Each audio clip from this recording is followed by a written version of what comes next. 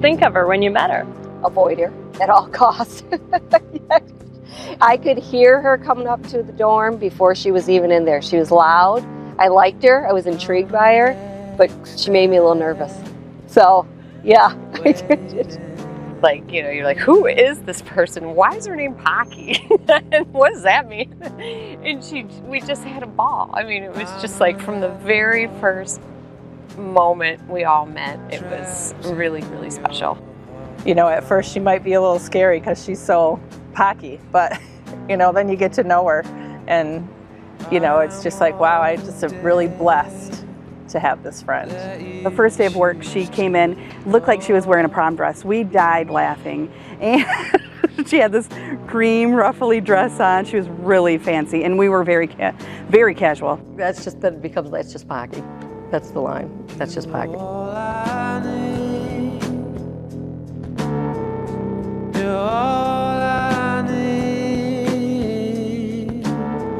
I'm in the middle of your picture, lying in the rain. I am all just one. And I'm trying to figure out how do you tell him that, you know? And so the kids are all around, and he says, you know, just kind of passing like he had. He goes, so did you hear anything from the doctor's office? I go, as a matter of fact, I did, honey. He goes, oh, like what? And I don't know, he's got one of the kids' crumble snatchers in his hands, and I said, well, you know me, I'm just 1 in a million. And he kind of looked at me like he's trying to rattle his brain, like, what does that mean? And then he kind of remembered. He went, you know, well, I transferring what the doctor had said.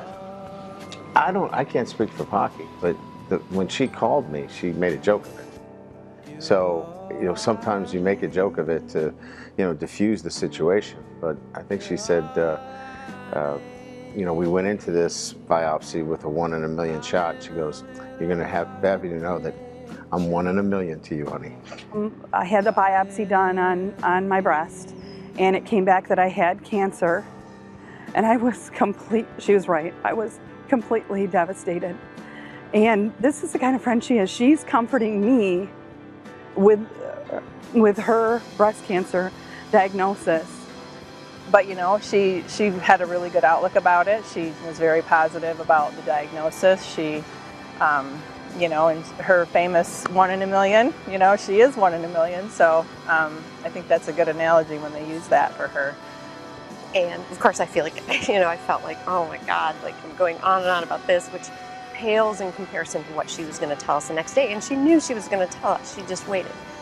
She waited because I think she knew that I was dealing with some stuff that was difficult, and she wanted to help with that before she told us. And she asked me to sit down, and she wanted to tell me something. And honestly, I thought, oh Lord, she's going to tell me she's pregnant again. And I'm complaining because I hadn't been feeling well. And then she told me that she had breast cancer. And I couldn't even think. I couldn't breathe. And I could tell she was worried about telling all of us girls and her family. But if you think it's getting bigger, then, you know, call us. We'll, you know, do further testing, because nothing in my family that we knew of at the time was, you know, I wasn't any one of those markers that they hand out. I didn't have any of them. So I wasn't, I mean, you kind of, well, what if it is something? You play that game, because I have 3 young kids, you know, and then, you know, it got to be March and April, then you think you're, you know, systematically thinking it's getting larger. I remember telling them late, I said, honey, I think this thing is getting bigger. And they said, if it is, then we should do something, you know. He goes, go get it checked out. Sure enough, I got it checked out. They just aspirated it, and it had atypical cells. But still, I don't think they really thought it was cancer, because I had there was no indication for me to have it.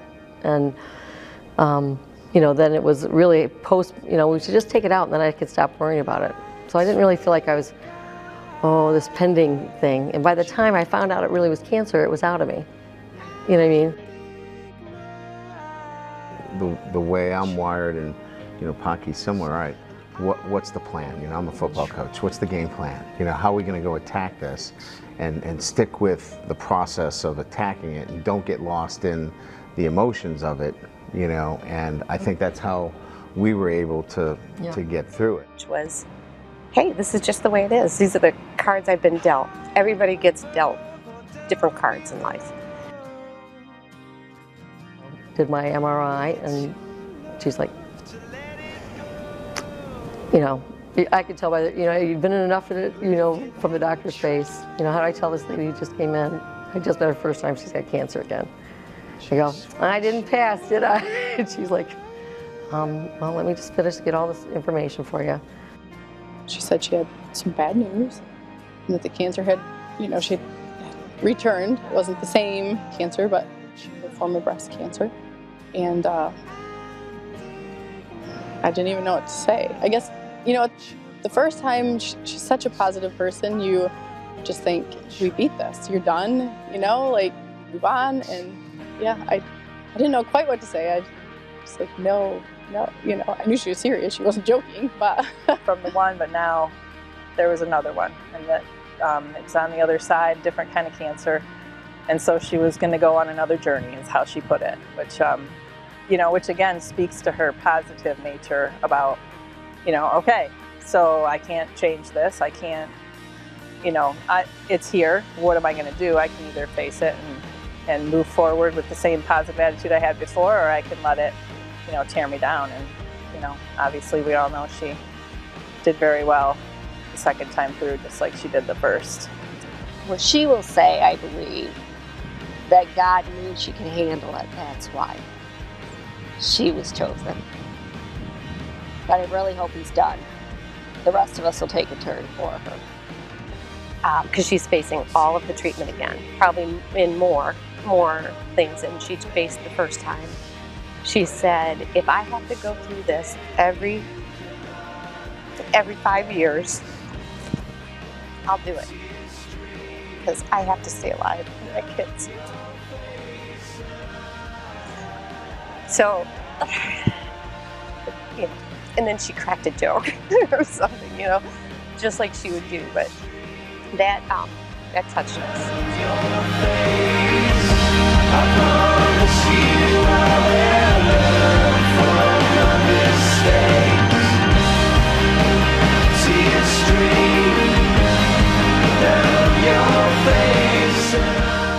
Paqui is a fighter, and she definitely did not let cancer beat her ever.